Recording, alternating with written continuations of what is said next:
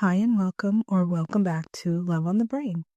I'm your host, Kay Van Dunk, and I help independent women who are single, divorced, or widowed find their soulmates while staying true to their high standards. In each episode, we dive into a frustrating question you may have about love. I'll share some insights, and then we can reframe it with an affirmation or ask-formation to help you lift your spirits.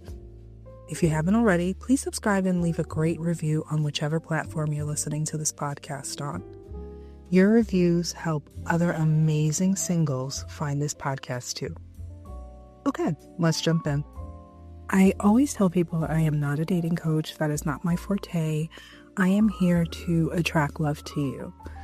But there are certain questions that come up a lot that I really do feel like I love addressing them because there's a mindset out there that may be a little bit negative or a little bit hard to swallow, and my take on it might be a little bit different. And the question is about online dating. Online dating can be so overwhelming. Not just the number of platforms there are, but the different rules within each platform, and then how you're matched with this person. And then on top of that, the number of matches that they send to you. So it can feel like it's a lot. And yeah, it's a great question to ask if it's a good use of your time, or is it just a futile exercise? If you are someone who's already dating because friends or family are setting you up, or maybe you've met somebody through your hobbies or at work or at your gym or church or whatever, do you really feel like you need to add an online dating? Or maybe you're not meeting people and you want to know whether it's useful or not. It's really something that a lot of people struggle with. I met my husband online dating back in 2010, and really it feels like a lifetime ago.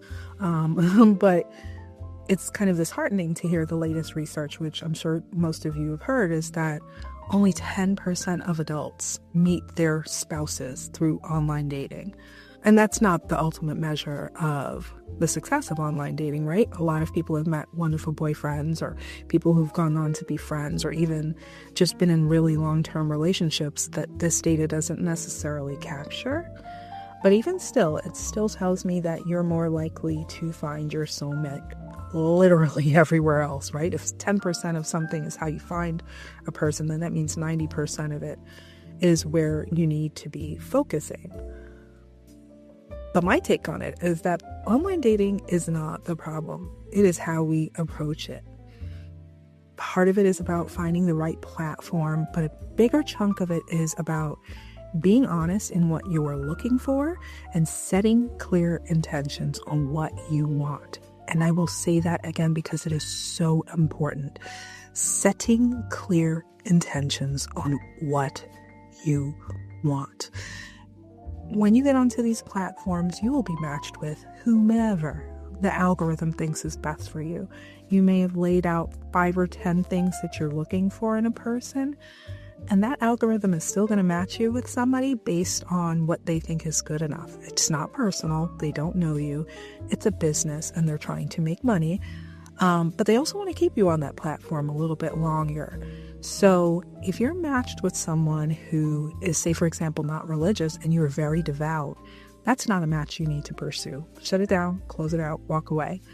Just like if you're matched with somebody who maybe lives 150 miles away and you were hoping to not be in a long-term relationship, that's also not somebody you need to pursue.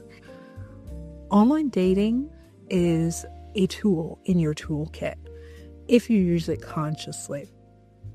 And part of using a tool is to use it well. You wouldn't use a hammer to drive in a screw. You use a screwdriver for that. So each tool has a certain use, and using it to its best capability is really when you thrive. It doesn't need to be something you're on all the time either, right? You're still doing your work attracting your soulmate to you. You're still accepting dates with people your friends are setting you up with, or family, because they know you best.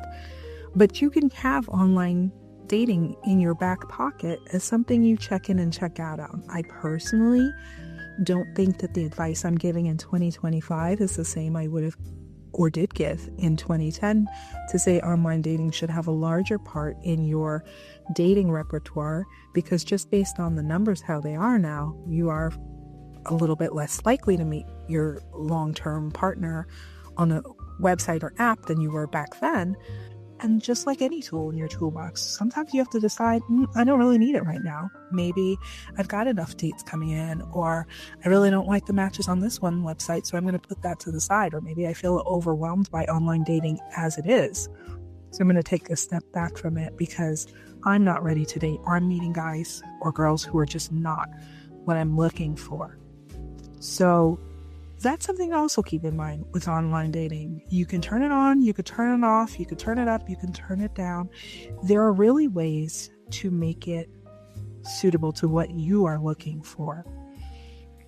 So the affirmation we're going to use instead of, should I try online dating? Should I try online dating, or is it a waste of time? Is, how did I make online dating work for me? And that's, how did I make online dating work for me? These online dating platforms are just there to give you a broad scope. They're there to let you see what's out there in terms of connection. Good, bad, and ugly, it's right in front of you on your screen. But when you get clear on your purpose, what you're doing on that website or app, what you are looking for, you'll realize that it's not a guarantee. It's just a way for you to expand your reach and have more opportunities to connect with different people. But we're not looking for quantity. We are looking for quality. And I'm equating quality to mean, yes, of course, your soulmate, but also better matches. Because when you know what you're looking for, and you get really good about honing in on it, then online dating doesn't feel like a chore. It feels like a really great way to meet new people in addition to what you're already doing, which is your attraction work. Your attraction work is always the core of what you are doing, because you are looking at different ways to meet someone outside of your little circle, which online dating can help you with. So even if you're at that one end of the spectrum where you're just really hot, you're having a really good time meeting a lot of people, and you're having a blast going on really great dates, you may decide that online dating may make up 5% of your toolbox, and maybe not at all, depending on your volume of people you're meeting and your emotion about it and the quality of people you're meeting. But you might also find it too emotionally stimulating and need to step away from it for a little while. And if you're on the other end of the spectrum, don't feel the need to make it a larger part of your strategy. You still want to be strategic in doing your attraction work and being open to meeting new people in different ways. I meet women all the time who feel like online dating is a great way to dip their pinky toe into the pool after a dry spell. Yes, of course, but they still are also keeping themselves open and doing the attraction work to help them find their soulmate ultimately. No matter what you're doing and how you're approaching dating, you want to find someone who aligns with you. So no method is a shortcut.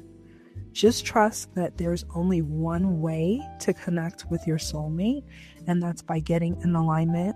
And then from there, you keep an open mind, and you will pull in the love you are looking for.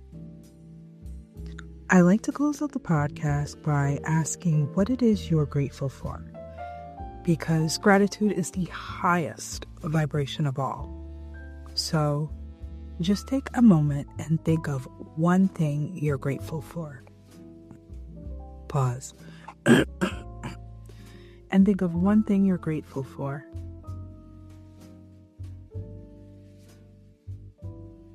As always, I'm grateful that you are listening to my podcast. Pause. As always, I'm grateful to you for Pause. As always, I'm grateful to you for tuning in and love you for listening. And remember, when love is on the brain, asking better questions can lead to better answers. You know that deep down feeling that love is meant for you, that it's supposed to be easier than this? You're right. Love isn't something you chase. It's something you attract when you shift into the energy that calls it in. The problem isn't you. It's the way you've been taught to approach love. I help women break the cycle of overthinking and searching so they can finally start receiving the relationship they know is out there.